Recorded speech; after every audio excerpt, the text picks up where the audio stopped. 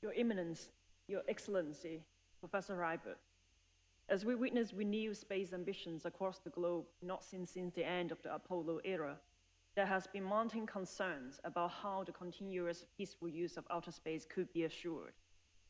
Recent narrative has increasingly turned to one of conflict and contestation, arguing that the space domain, once seen as an unifying and inspirational area of cooperation, is now a contended one. This could be partly due to the fact that for the longest time, there has been a lack of public awareness of how our daily socio-economic activities are intricately linked to the smooth functioning of the space infrastructure. It serves us not only in peaceful pursuits, such as in developing early warning for disaster management and climate modeling, but also helps secure global peace and security, particularly in providing communication relayed in support of disarmament monitoring and verification.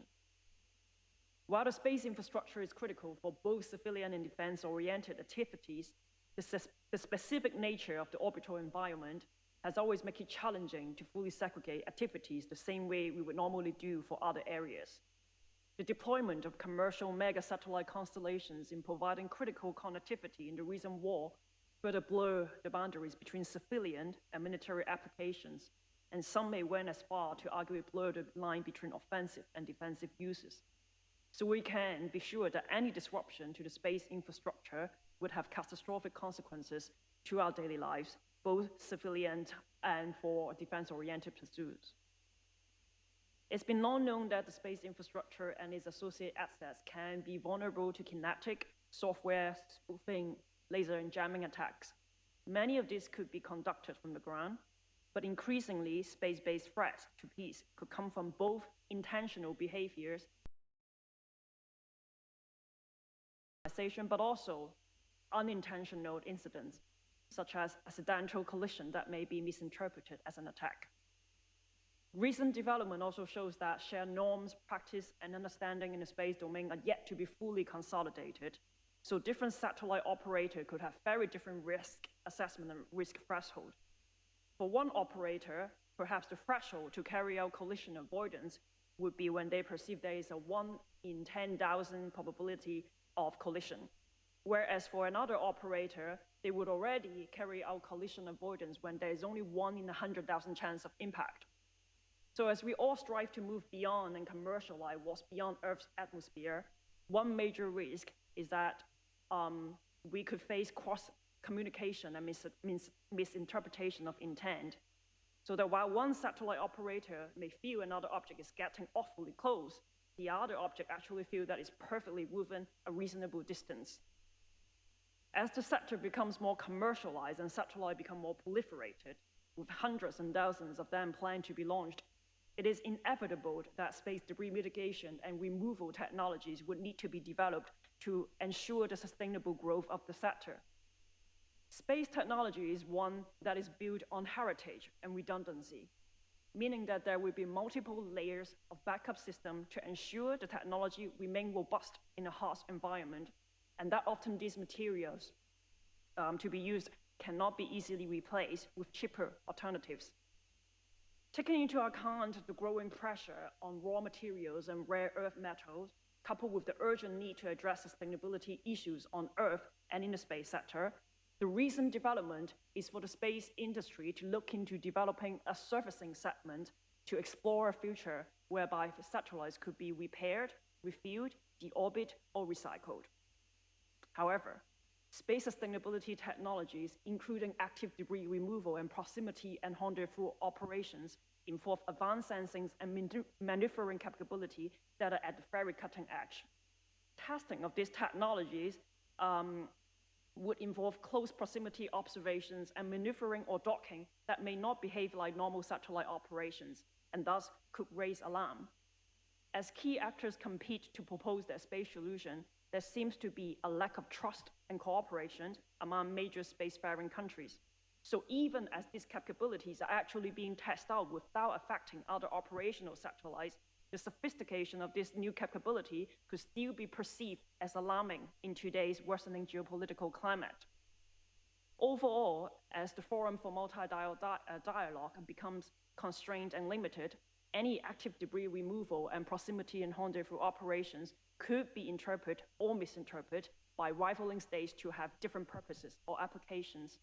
And if accidents do occur, they are in today's climate more likely to be at risk to be misinterpreted, thus escalating tensions. I'm cautious that some may see this as the most charitable interpretation of emerging scenarios, and there could, of course, be situations where there are actually intentionally malicious development of new capabilities. But what I'm trying to convey is, even in the best case scenario, when all parties actually are just trying to mature their technology in good faith, the world already faces heightened risk of inadvertent escalation of conflict, given the lack of dialogue. During the Cuban Missile Crisis, some of the most senior policy makers actually were very reluctant to turn to the use of nuclear weapons. And yet, in hindsight, we know that throughout the decision-making process, we veer awfully close to that options, given the lack of accurate and complete information. As major space powers turn to alliance or partnership-based space efforts, there is a need to enhance information sharing. For one, enhanced space situational awareness could help address some of these concerns, but space situational awareness technology itself is still in a consolidation stage, with both national and private actors offering various data sets that are not fully synthesized. Additionally, there are space debris and objects too small to be effectively tracked.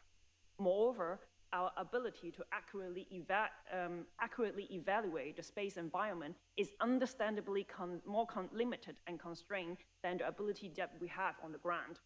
So perhaps here, the idea of space neutrality, whereby an honest broker could be unleashed when there are confusion or misunderstanding, could be a helpful one to further explore, especially in situations when both parties are actually willing to resolve the difference.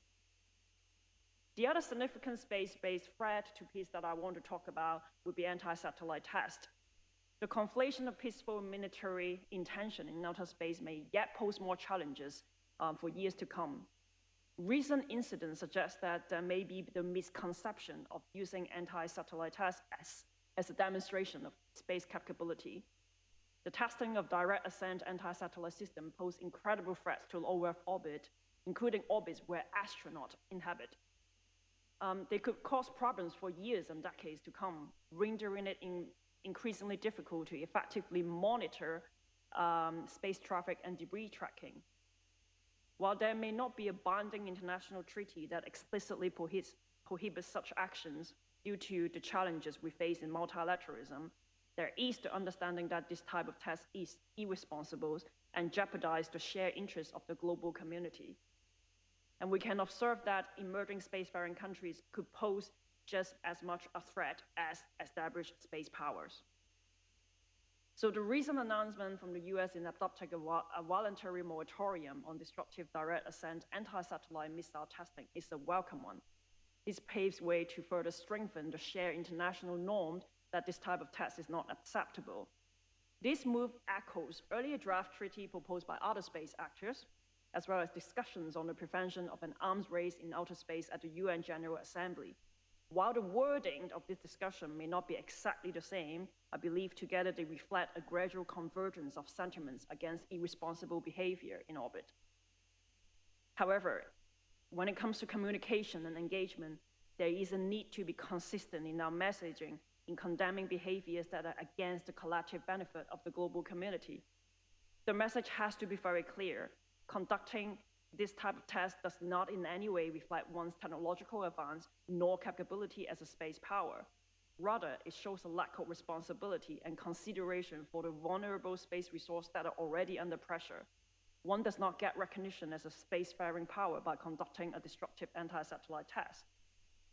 At the same time, a more nuanced analysis of this topic may point to the fact that some of this behavior may be partly linked to the categorical exclusion from major international space efforts. While this is no justification for irresponsible behavior, it is nevertheless lamentable that we are yet able to pursue space cooperation that is truly international and inclusive in nature. And by that, I mean not only including all nations, both North and South, but also engage individuals with diverse abilities and backgrounds. As future space activities turn to alliance or partnership-based cooperation, there is the inconvenient need to be aware that some actors may feel left behind and they may want to seek international attention through non-cooperative behaviors. So against this backdrop, the international community would need to be consistent in condemning these behaviors, and geopolitics should not play any part in this, so that both historic and recent mistakes are fully registered and that past lessons are not selectively glossed over. We should not forget that at the peak of the Cold War, the topic of space opened up the window of collaborations in a time when negotiation on the Comprehensive Nuclear Test Ban Treaty faced an impasse. The emergence of satellite technology were proposed to be utilized as a non-intrusive mechanism to monitor compliance with this disarmament agreement being developed. In 1961, one of the very first concessions that the West made was to agree to a total test ban in outer space. And Eisenhower and Khrushchev had already in 1959 agreed on exploring the use of satellites for the detection of radiation. One of the earliest measures proposed to strengthen the wider detection system to ensure compliance with disarmament negotiations that are being discussed. Existing multilateral avenues took decades of efforts and negotiation to achieve, and there should be continued support for these avenues. Forums such as COPUS and the UN Office for Outer Space Affairs to continue engaging diverging voices to resolve difference. Of course, it is often easy to complain about the efficiency of large multilateral mechanisms, given the very need of this mechanism to engage a vast number of stakeholders equally.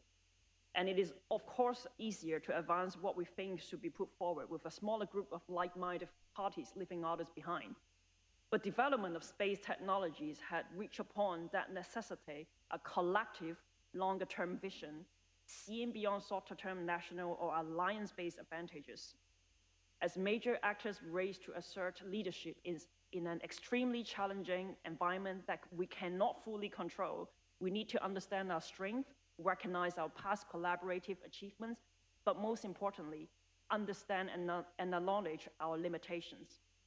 Any missteps and errors that we make now could have irreversible consequences for the world and future generations. Given our current lack of coordination of space activities, the possibility of major catastrophic event in orbit, such as a full orbital collapse, is not a question of if, it is a matter of when.